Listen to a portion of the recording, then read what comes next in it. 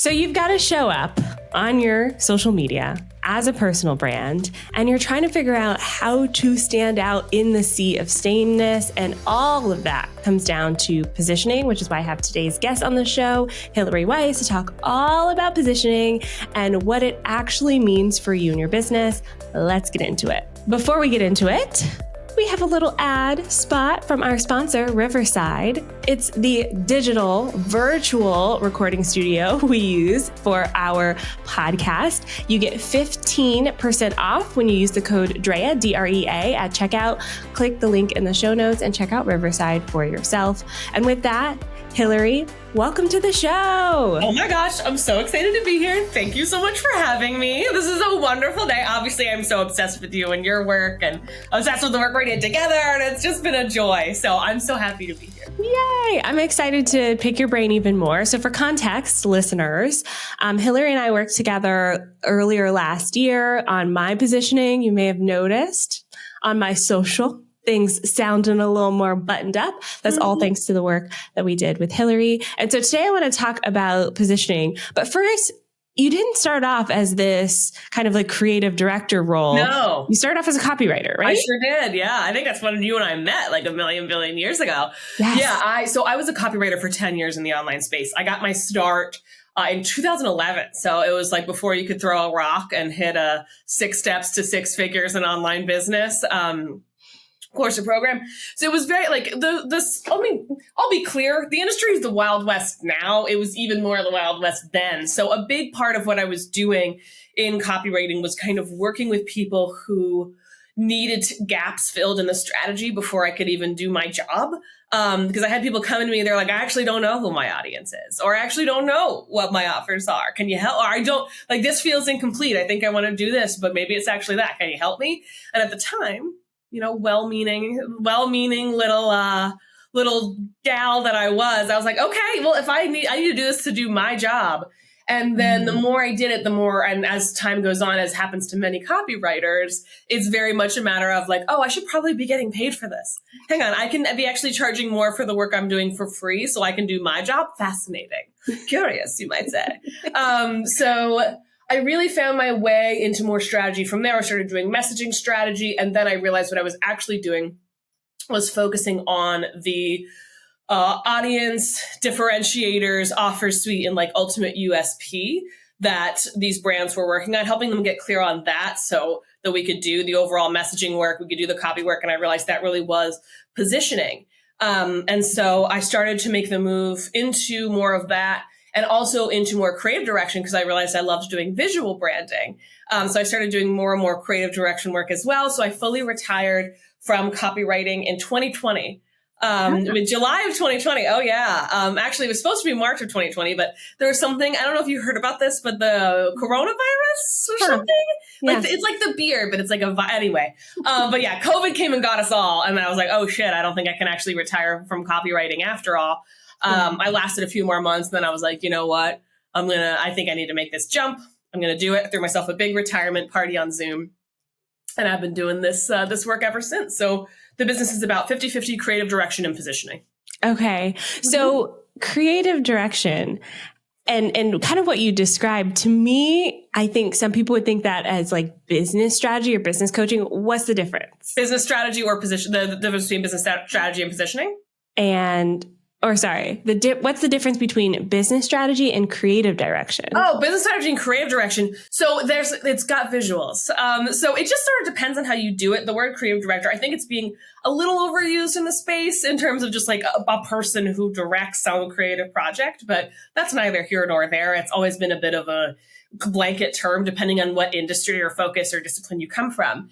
But for me, I find when I do creative direction work, just depending on how it's done, my done for you creative direction where I just take it from my client's hands and put the pieces together myself, you have to come with all those business elements ready. So you've got to be clear on your offer suite, your signature frameworks. You got to be clear on where you want the business to go in the next 3 to 5 years, whatever. And we develop a really strong brand concept and then verbal and visual brand from there. But I also offer an approach to creative direction that's a little bit more build your business around the positioning focus, and then we do the visuals on top of that. So there's kind of two roads to get my creative direction support. One that's done for you, you've got everything great, and the other one that's a little bit actually more coaching focused, positioning focused initially, and then we add on the visual concept because as a logical next step.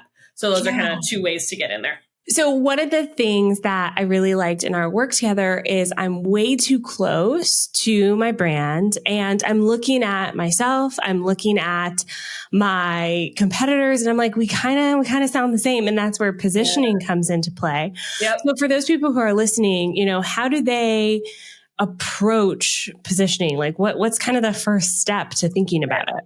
I think for me, the big part is exactly what you described, which is looking around and thinking, what makes me different?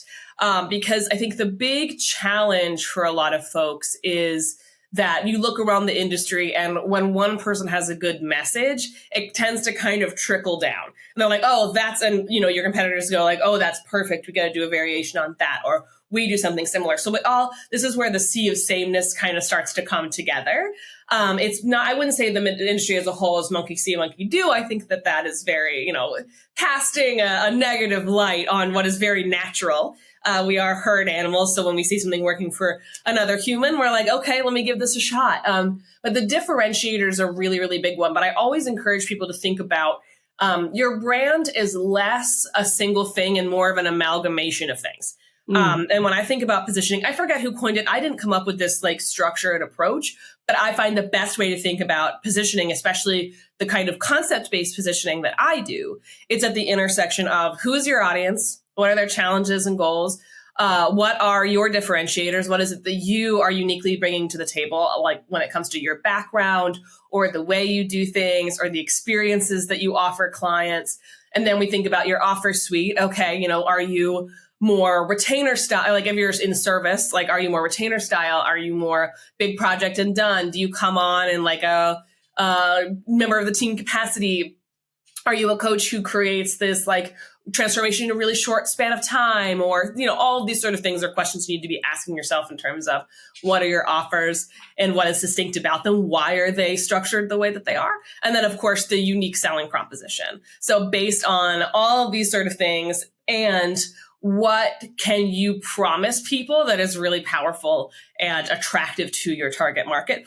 All of that comes together to form what I call a positioning concept, which is really just like a big idea that's a North Star for everything you do from then on. Because I find conceptual thinking when it comes to social media, when it comes to branding, we're all asked to essentially take on these huge projects in the online space of these just massive, massive projects of, social media. You got to be the face of the business and the product. You're serving clients. You're a marketer. You have to be visible. You have to be a content creator. You have to be an email person. You have to be a really brilliant offer developer. You just need to be able to do all these things. So having a conceptual North Star that you understand, that ties everything together, really just makes it easier to think about what's priority and what's not, and think about the future and think about how do you want to position yourself and frame what you do as a whole, just sort of across the board. I find a lot of people spin out when they're sort of thinking about strategy, thinking about how they want to show up, thinking about their message, because it's all so broad. Yeah. It's all just so big, and of course it's impossible to wrap your head around. So I find having a concept is really powerful, because that sort of gives you something to anchor into. It's easy to remember. Okay, like this, everything fits under this. So it sort of gives you a direction to go, a North Star, so to speak, so that you stop asking so many different questions and spinning out. And everything kind of, while it may be variations on a theme, it all falls under this bigger umbrella. Yes, I love it. And honestly, y'all listening to this, this helped us this year in trying to decide what else to create next. So when working with Hillary, we came up with lightweight social media strategies for industry heavyweights. So now when I'm coming up with something, I'm going, is this lightweight? And is this for people who want to make a big impact? Like it answers questions for me, because it does give me a direction, but it doesn't box me in so much that I have to be, I think I used to say simple social media. Everyone says that, right? Yep.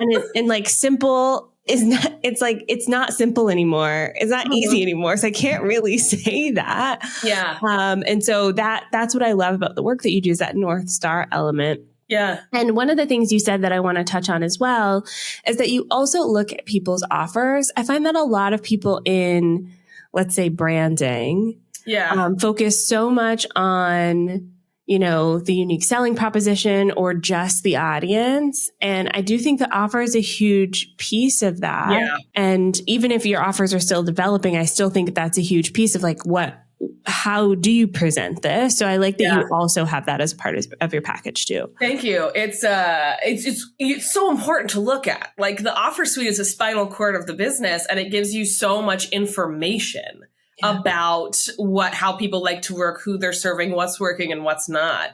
Because there's so many different ways that you can create an offer now. You know, is it a VIP day style? Is it like an intensive of any kind? Do we prefer to be a retainer and lock in for 6 months to a year so we can see results? Like, there's just so many variations that also speak to the larger story of the brand. And I think this is also a benefit of coming into the creative direction and positioning strategy side of things from the copywriter perspective. Because as a copywriter, you have to know. Like, a lot of people get into creative direction, especially from the design side. And while it's important, you don't need to know for design in the same way that you do for copy. So for me, it would be like walking around with one leg, you know, doing the whole strategy. You've got to have both legs down. You got to understand how the whole anatomy of the business works in order to brand it properly and give you a concept that's usable, you know? Yeah. Okay. I want to also ask a question about being unique, because I get this question a lot. And of course, authenticity is a buzzword, right? So how do we start thinking about our unique selling proposition? Like, how do we start thinking about what makes us different from everyone else out there?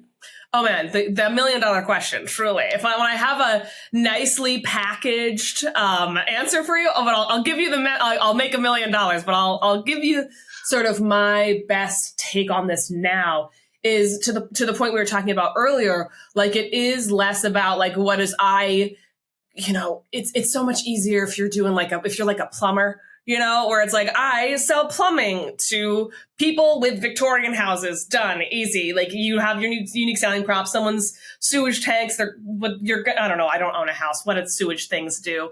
When the sewage does its thing incorrectly, in comes the plumber, because they have this unique specialty.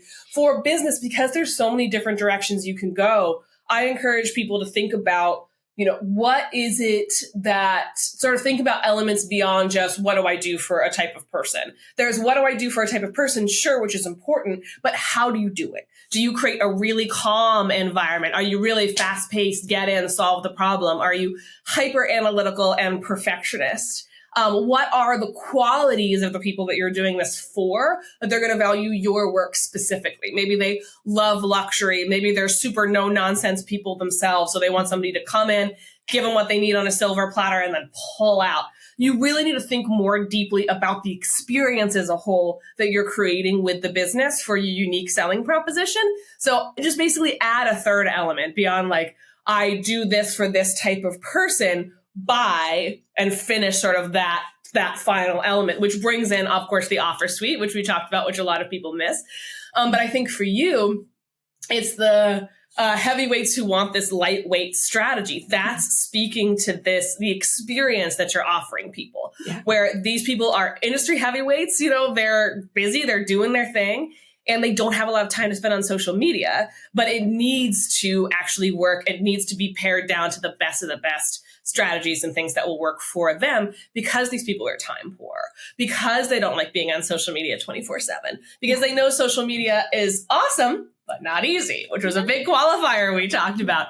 And so that when thinking about USP, if you just focus on what you do for what kind of person, you're going to sound like everybody else. There's always this third element, or je ne sais quoi, which is about the experience that you offer people, the feeling almost, or in your case, the biggest value is a strategy. I mean, correct me if I'm wrong, but like such a huge value of what you do is giving people only what works. Yeah. Like, we're not going to waste your time. You're not going to be doing TikTok dances if your people aren't over there, and that is something that people who fall into your category, which are these businesses who are ready for the type of work that you do, that is important and valuable to them. So really just putting yourself in the shoes of your target and thinking about the experience that you're offering will really help to probably unlock some things that feel a bit more unique in your unique selling proposition than just being like, I do social media for people on the internet. Yeah. That's how I see it anyway. I love it. And that's what I love about this work is because it is focused on the feeling as well, the experience. And I think that some people discredit that, right? They think that, that's how everyone does it, but that is something unique that you bring to the table, which I love. Okay, we're going to take a quick break. When we come back, I'm going to get nosy about your own social strategy. Okay. So we'll take a break. I'm ready. If you're tired of always feeling like you're starting from scratch with your marketing content, spending so much time for something that just is gone in a snap, I have the best solution for you. It is called the Digital Brain Power Pack, our brand new resource for online business owners. And it's designed so that you don't have any more one-hit wonders. You get to store all of your best content in your very own custom created digital vault. So you can repurpose eloquently and you can say goodbye to the never ending desire or need we feel to create completely custom content on social media. Grab the Digital Brain Power Pack today for only $17. And your past content is pure gold. So with this Digital Brain, we are going to mine that content for the gold that it is, shine it up, repackage it, rejuvenate it, and make it feel brand new again, even though you're posting old content on social media. Okay, so what does the Digital Brain Power Pack come with? It comes with our Digital Brain training, so you can really kickstart your journey, know where to start, how to update it. It comes with the ready-to-use template in Airtable, which is my tool of choice when it comes to building out digital brains. It comes with real life examples so you can see digital brains in the wild. And yes, you'll get to peek at my own digital brain. Sneaky, sneaky. And if you are an agency or social media manager, I have a mini training for you in there on how to do this for your clients. So if you are ready to take your content past, present, future to the next level, give that endless hustle the boot and embrace your brilliance, the things you've already created. Again, $17. The link is onlinedrea.com/digital-brain, but y'all know the best link is in the show notes. Click it there. I'll see you there. Okay, Hillary, I love the carousel posts you post on Instagram, but I want to kind of take a step back because you didn't always do it that way. Yeah. What was your strategy right before that? Oh God. Oh my, nobody's asked me that. Oh my, what was my strategy before that? That's a good question. I'll tell you what, the big thing that happened right before, and I'll think about that strategy. So I'm actually stalling a little bit, but I do want to give you a little bit of context. The decision I made last summer was actually to take my content back from the person who'd been doing it for me. I had somebody on my team, I worked with a really great CMO. Big ups to working with an amazing social strategy team like ANDREA's. They will save your life. And I was at a space where I had kind of passed that on to my team. We kept repurposing old content of mine. So I was like, okay, this is enough. This is a lot of content from my copywriting days. I don't believe a lot of this anymore necessarily. My mind has changed. I've learned so much. I need to take back the reins of my copywriting. I need to just take it all. I need to take it back. I need to, not my copywriting, excuse me, my social media. I just need to start writing to figure out what I actually think, and to start sharing from the me now, so to speak. But prior to that, it was a lot of repurposing. I found that stuff that did best. So I didn't really write carousels. I did pretty long form captions, which were very in vogue for a while before carousels kind of became the thing.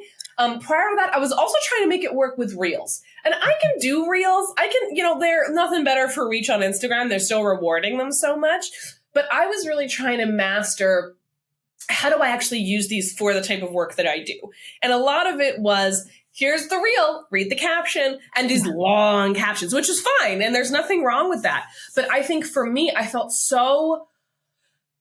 it just didn't feel as fulfilling for me to do it that way. And I'll still listen, there's again, nothing wrong with that strategy. I will still do it that way. But for the way I like to write, squishing everything into short form really made it difficult for me to feel like I could get into the weeds in the way that I wanted to. And my clients if a client is watching this, I just yelled at somebody about getting too in the weeds with their content. So don't get so in the weeds that you get lost. But for me, I just like to do the deeper stuff. And I was seeing carousels going around and everyone was doing those like screenshot iPhone notes carousels, against the white, which is fine. I'm being so pragmatic here. One of my clients, actually a colleague of mine, called it the dry shampoo of content, where it's just like, yeah, it's fine. But like, it's not, come on now. We're all like, at least try for your people. So prior to that, it had been a mix of reels. It had been a mix. I did some long form captions. I was just kind of playing around. I have found that Instagram had really worked for my business. I also do really well on stories. I'll do deep dives. And that's the other thing. I love doing long form on stories. And everybody will tell you, and they're all wrong, that people don't read anymore. People will read when it's good.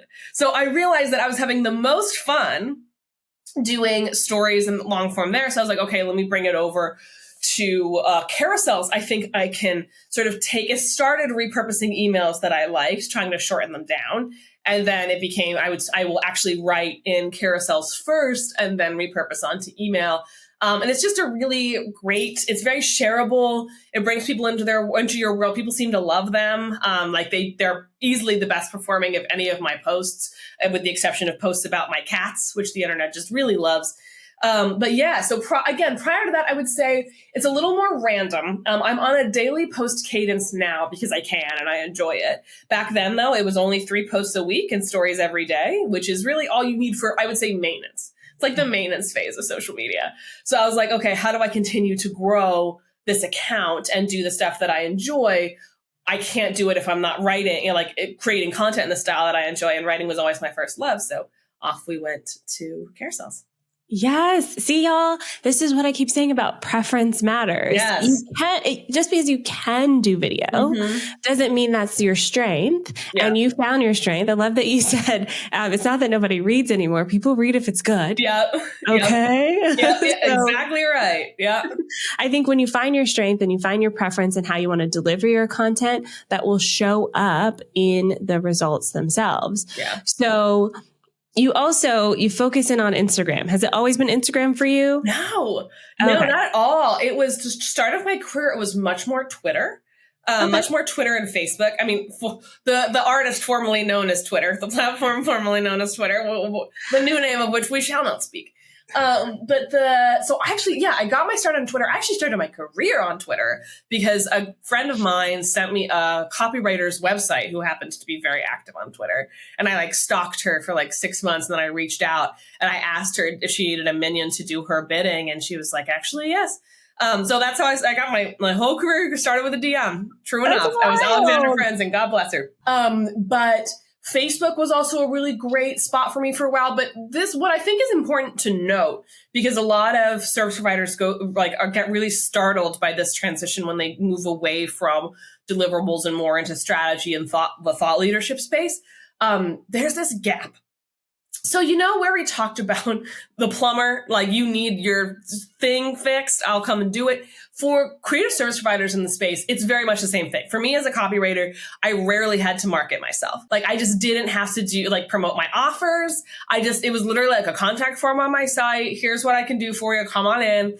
It was easy. Your name gets passed around when you're good at what you do. You get referred a lot. And I was very grateful for the network that I was able to create and the people who sort of found me along the way. But when I wanted to do something different, when I realized I wanted to be in more of a thought leader, strategist, creative director, positioning person space, I needed to start talking about stuff in public. And I had these offers that were new and that nobody understood what they actually were. So I had to talk about them. So I had to start bridging that marketing gap. And I started doing that, I would say, when I started writing in earnest for myself, back in 2015, 2016.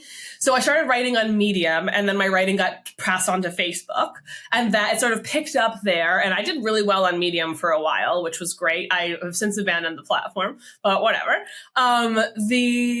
So I was on Medium and Facebook for a while. And then it wasn't until, I want to say, Instagram was more of my fun platform. Like, I used to take a lot of my own photos, and like it was more of like a slice of life in New York City type of thing. I got really obsessed with Instagram when it first came out, like we all did.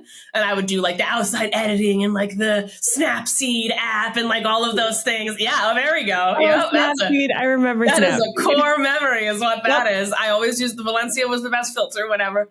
But I hadn't really thought about it as an opportunity, really a space where my clients were, or an opportunity for business. But I think the way Instagram has evolved since Meta bought it is to be a little bit more, it's much more of a content space now than it was then, where it was largely images. I didn't get how it could work because I didn't work in a visual space at the time. I was writing copy. So I had a team member at the time who I hired say, like, I think this could be a great platform for you because you have good taste, where you're moving in this visual direction.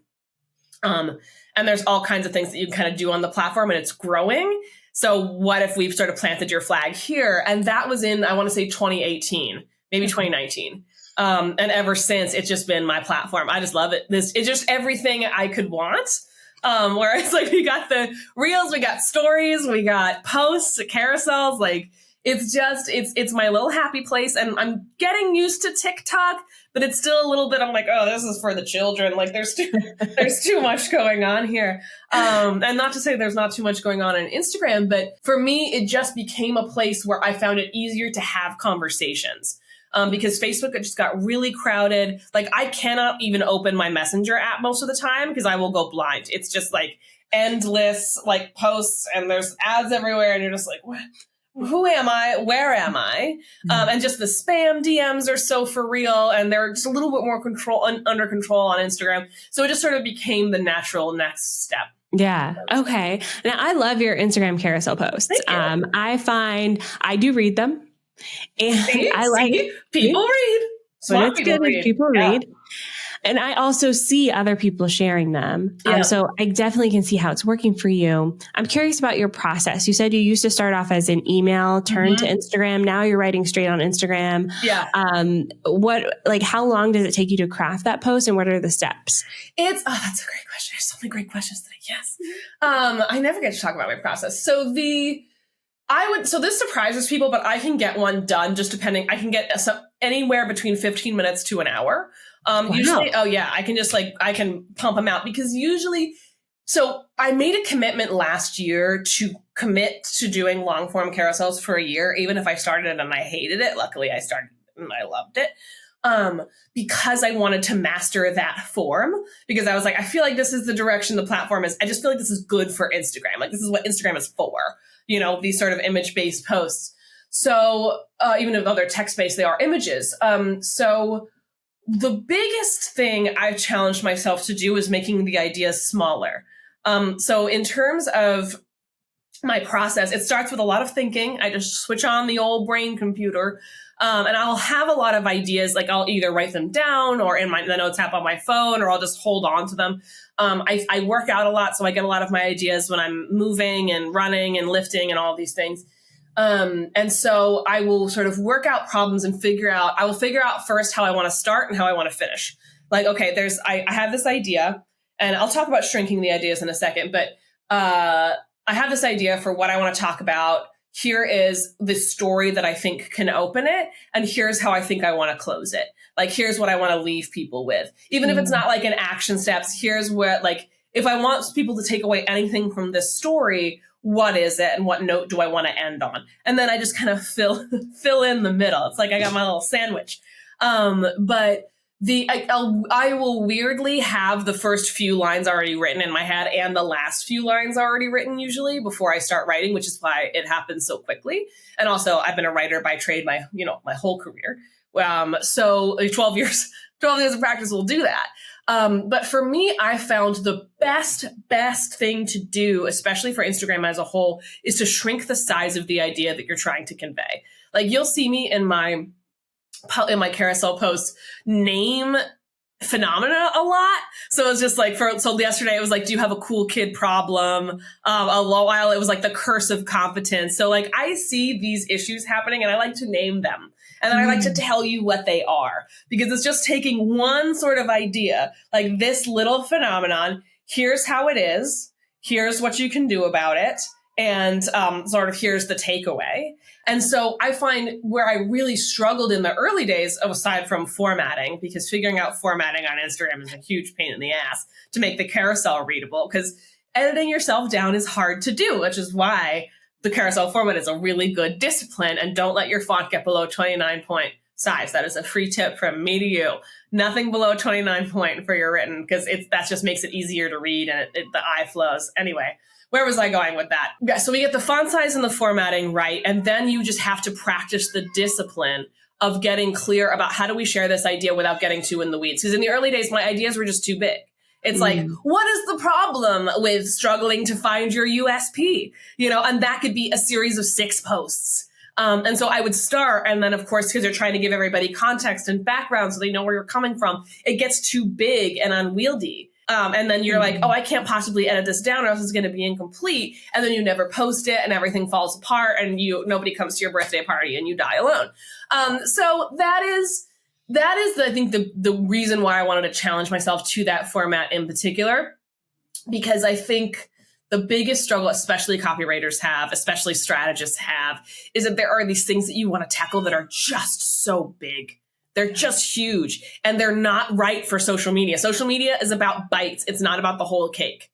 And so we're trying to put on a whole cake so we can create that feeling of value. No one's going to want to eat a whole cake. They just want to bite. So for me, that was a big part of that carousel process and learning how to use that format, because it was a process of whittling ideas down into bites. And like, you don't need to give everybody everything right away. You can take these small aspects, which for me, a lot of the time is like, okay, so if you have a cool kid problem, which is what I talked about in my latest post, which is basically like you run your business trying to impress the judgmental people in the industry as opposed to trying to satisfy and impress yourself.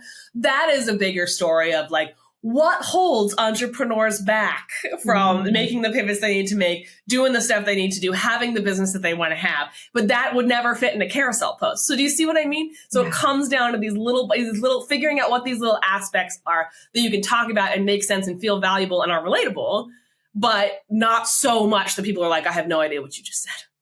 Yes. And I think that is you talked about like the curse of, the curse of competence. Competence. Yeah. I do feel like that is what's happening on social media. It's like, we know too much. Yes. We know too much. And we go look at a carousel post and we're like, I only get 10 slides. Yep. So devastating. Devastating. Everything I know. Yep. I know. And you feel guilty because I was like, then it's like more in the caption and it's too much. It's too much. And that, you see this, you see people do, I bet you scold people about, I certainly hope you do, scold people about this on Reels all the time, because people on their Reels text, it's like going too fast, or it's like a huge, I'm like, but it was like, so people are like, the algorithm's shadow banning me. It's like, no, nobody can read this. That's the problem. So they're going to scroll past. Yeah, it's learning how to move with the platform, I think, is so important, and so annoying about social media, but still important. It is. It's important. It's annoying. And like, they just watched a cute cat video right before they landed on your post. Yes. Yeah. This is the idea of like blending into the feed too, which I'm curious about you. If I can flip a question back to you, like this, I was when reading about this in like the social strategy world where, especially for business owners, some of the trick to sort of building following, aside from like creating relatable content that people like and finding your niche and blah, blah, blah, it's blending in with the feed a little bit. Learning how to match. Yeah. Yeah. You kind of have to read the room. Yeah. I think that's one of the hardest things to do right now, because the room is changing all the time. Yeah. So some people are networking on social media and posting on social media like it's 2019. And that's not the party that we're at right now. So it can be challenging, for sure. And that's why I always recommend spending more time like kind of networking and engaging than creating content, because it helps you read the room a little bit better. Praise you. Praise Brand. Because that's 100%. Like, I think people, do you remember, because you were around for this, do you remember in like 2015, 2016, when there were a bunch of zombie Twitter accounts because everyone discovered Buffer and they were like, oh, I'm just going to have my robot self tweet out, Rumi quotes every hour on the hour. And it's going to be great. I'm going to build a following and it didn't work. Like, first of all, because it got devalued, but because you really, if you want to make, like, if you want to, you get out of a platform what you put into it, I think, which is annoying, but that's how the algorithm treats you too. Like, you're going to make more headway on a platform if you're actually spending time there and actually acting like a user than handing people something to do. So you don't want to be on there. Like, I think you're 100% right. Like, you have to understand how to read the room. And part of doing that is actually being there. Yes. And I think that's a huge value you add too, because like, yes, you can and should outsource your social media to a capable team, and you still need to know the rules. Yes. Yes. And that's part of why, if I think about my own services too, my team, we all spend tons of time on social media and we tend to work with personality brands. So we still need them, right? Yep. We need them to record the video. We need their thoughts, but we can then read the room and go, okay, here's the context. Yes. Here's what's happening in the world right now. I need you to say this in like 60 seconds and then we can turn it into social content. So yeah, I love that. Yeah. And I do want to kind of end on that note with your strategy, because I do know you spend a lot of time on social media. So I'm extremely online. It's true. Yeah. I mean, like, I got no kids. What else am I doing? Well, that's the question, right? Like, what boundaries do you put around yourself to make sure you're not scrolling all day? Oh, well. So I have this little book here that I think everybody should read. It's called How to Break Up with Your Phone. And it's by Catherine Price. So I'll tell you this. I went through a big issue of phone addiction, especially in 2020. It wasn't until 2021 that my sister clocked it when I was seeing my family for the first time in like 2 years because of COVID and everything, because we're all over. And she was like, you were so sucked into your phone, like your like niece and nephew were trying to get your attention and you just like weren't present, and the kids noticed. And that was like a dagger to the heart, because I love my niece and nephew. I've only got the two. I don't have kids yet. My brother doesn't have kids. So I was like, okay, I have to get serious about this. So this is handy. This book, if you are struggling with that yourself, I think we're going to hear more and more about it in the coming years.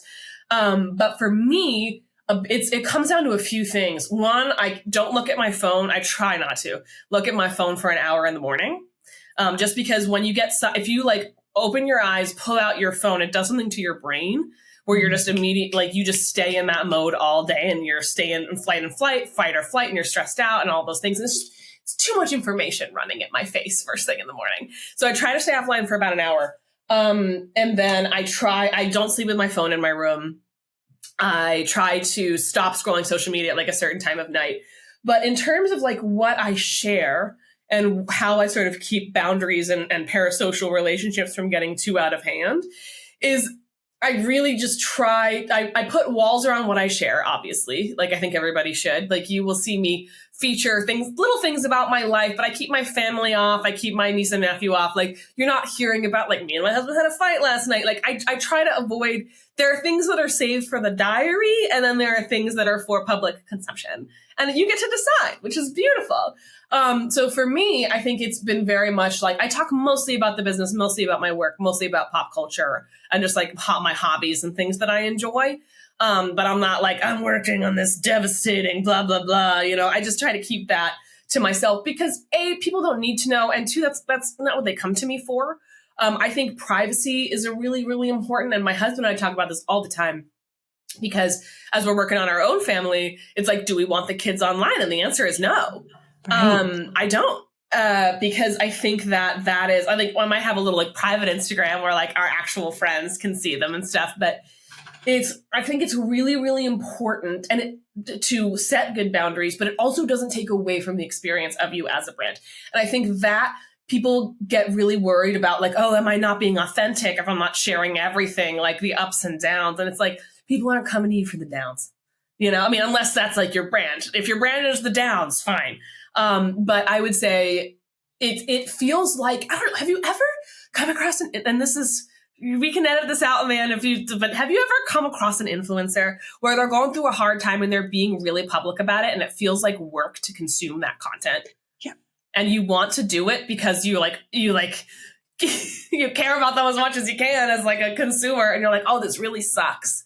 But it's like work to take it on. And then if it keeps going, you eventually lose interest. And you're like, you should not be doing this on the internet. You should be doing this privately with your family, And I think that that's never a line you want to cross, but I also understand why people do it. Like parasocial relationships go both ways. Mm-hmm. Like, you can feel connected to a person, and a person can feel really connected to their audience. And if you get in too deep, you can feel like your audience are the only people that really understand you. We see this happen a lot with like fame and celebrities and all those things. So not to get too deep, but I would say like those are always all the things I think about when I set boundaries. And also I try to set clear expectations about when people can expect to hear from me, because my DMs go crazy sometimes and I just can't catch everybody. Yeah. So I said it, I like to think that I'll have a little heart react, like if I catch it, or I'll like make a little reply. But I think I have good enough boundaries now that people don't come, and because that's what happened in my early days. People don't come into my DMs and just like tell me their life story and like what they're struggling with and expect me to support. Like that has happened to me a few times.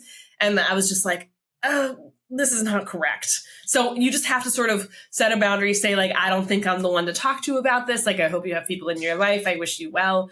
But I think just really setting, and I think now I have better expectations. I set better expectations about how I participate and how people are invited to participate with me, where I don't have as many people angry that I don't reply. But I think I have a good communication with my audience because they're awesome people with amazing taste. But we have good communication about what is and isn't acceptable in the DMs, and what I'm available for and what I'm not. I try to, be a warm and open person, but not so open that anybody can just break my door down, and that's always the tricky balance. I have push notifications turned off on everything just because the DMs were getting, the likes and all those little tiny things that grab your attention away from your real life. And for me, my goal always, ever since I've been in my little like phone addiction recovery phase, which has been hard to heal from because the internet's where I work and live. But I find that the biggest takeaway is that what is most important is the people in front of me, like my husband, my friends here, like I need to be present for my life. And as long as I'm good there, everything else tends to fall into place. Beautiful. I love this realization. I agree. More people are going to come to it as well. And it doesn't mean that the internet streets are going to be empty. Like we're still hanging out here. We're still here. Yeah. We're still here. We're just being present in the moment that we're here. And then we're being present in the moment when we're in the physical world as well. Well said. Yeah. I love that. So as we end today's episode, I want to talk about your freebie, the statement piece framework. Tell us all about it. Oh my gosh. So the statement piece framework is actually, it's a classic opt-in. I have people come back to it again and again. So I'm so excited to tell you all about it. So it's basically an idea generation tool for content and kind of anything that you want to create. But it's an idea generation tool for entrepreneurs who want to create things that are a little more unique. And I'm going to tell you inside of the freebie, 3 places you can look for ideas and inspiration that you may not think about. But once that light switch turns on, you're going to go, oh, this is an endless well. So a big part of what I do in my coaching clients and with my branding clients is to help you recognize how you think and just start to notice your own ideas and thoughts. That's where the best, most original stuff comes from.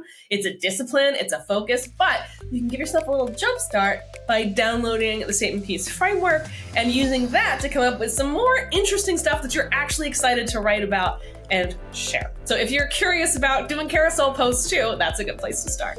Yay, go ahead and grab it. I'll put the link in the show notes, y'all. OnlineDrea.com/289. And you can connect with Hillary there as well. I put all her socials. Definitely check out those carousel posts on Instagram. Yes, come say hi. I won't parasocial you. Come say hi. I love it. Hillary, thank you so much for being on the show today. And thank you so much for having me. It was a pleasure. And you are amazing. Thank you for all you do for the rest of us, my queen. Oh, thank you. And thank you, dear listener, for tuning in to another episode. Head on over to Apple Podcasts, Spotify, leave a review. Helps keep us in the top 100 marketing podcasts, all because of your listenership and support. I will be back at you soon with a new episode. I'll see you then. Bye for now.